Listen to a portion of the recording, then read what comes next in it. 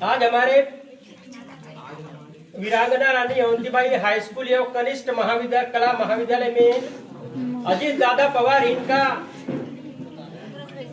Birth anniversary जयंती मनाई जा रही है। इस जयंती के अवसर पर हमारे इस कार्यक्रम के अध्यक्ष माननीय श्री एस.टी. पटले सर प्रिंसिपल एवं शिक्षक वाईएस सर, सुलाके सर, खोबरागढ़ी मैडम एवं ढेकवाड़ मैडम और पंद्रे भाई, वाघमारे भाई और मैं इस कार्यक्रम में उपस्थित एवं सभी विद्यार्थी। इनका जन्म 22 जुलाई 1959 को हुआ था। कब हुआ था? 22 जुलाई 1959 और इनकी डेथ हुई थी बारामती जाते हुए एरोप्लेन क्रैश के कारण। कब हुई थी इनकी मृत्यु? 28 जनवरी 2026 को। 26 को इनका कार्यकाल बड़ा अच्छा रहा। छोटेपन से ये होशियार तो थे, साथ में इनको रुचिका में थी, पढ़ाई के साथ राजनीति में। ये पृथ्वीराज चौहान जी जो मुख्यमंत्री थे उनके साथ, देवेंद्र फडणवीस जी के साथ, एकनाथ शिंदे के साथ और उद्धव ठाकरे जी के साथ, मुख्यमंत्री के साथ ये 6 बार महाराष्ट्र के उप मुख्यमंत्री रहे। क्या रहे महाराष्ट्र के? उप मुख्यमंत्री, वाइस चीफ मिनिस्टर महाराष्ट्र के। कितने बार? 6 बार। और सांसद भी रहे उसके पहले। और क्या थे साथ में? महाराष्ट्र के वित्त मंत्री। इतना अच्छा इनका कार्यकाल था, इसलिए हम इनकी जयंती मना रहे, क्योंकि इनका कार्यकाल ही अच्छा था। ये नेता बहुत अच्छे थे, जनता के लिए काम करते थे। आजकल के नेता लोग जनता के लिए काम करते क्या? क्या करते थे? सबसे पहले क्या करते? मंत्री बनने के बाद क्या करते?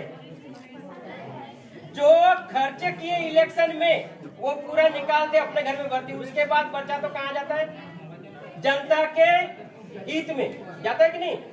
लेकिन ये वैसे थे क्या? नहीं। इनके ऊपर किसका हाथ था? माँ बाप का हाथ था, पत्नी का हाथ था। लेकिन था कि नहीं?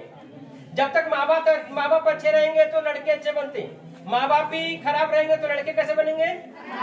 व्यवहार अच्छा होना चाहिए माँ बाप का। माँ बाप के व्यवहार के कारण वो व्यवहार बच्चों में आता है कि नहीं? हम पतंग उड़ाते वक्त हमारी उस पतंग की रस्सी कहाँ रहती है? हमारे हाथ में। जब तक रस्सी हमारे हाथ में रहेंगी, पतंग अच्छी ऊंचाई तक जाएंगी, उड़ते जाएंगे। जैसे ही पतंग कट गई, रस्सी हाथ से छूट गई, क्या होगा? पतंग कुछ दे तो उड़ेंगी, पतंग को आजादी मिल जाएगी। लेकिन कुछ दिन बाद पतंग, कुछ घंटों बाद पतंग कहाँ जाएंगी? नीचे आ जाएंगी, गिर जाएंगी। इसी तरह से जब तक तुम्हारे माँ बाप का हाथ तुम्हारे ऊपर नहीं रहेगा, टीचरों का हाथ तुम्हारे ऊपर नहीं रहेगा, टीचरों की रस्सी तुम्हारी रस्सी टीचरों के हाथ में नहीं रहेंगी, तब तुम कुछ करोगे क्या? हमको लगता है माँ बाप डांटते हैं, टीचर मारते हैं, खराब है। खराब नहीं है, तुम्हारे अच्छाई के लिए तुम आगे बढ़ो।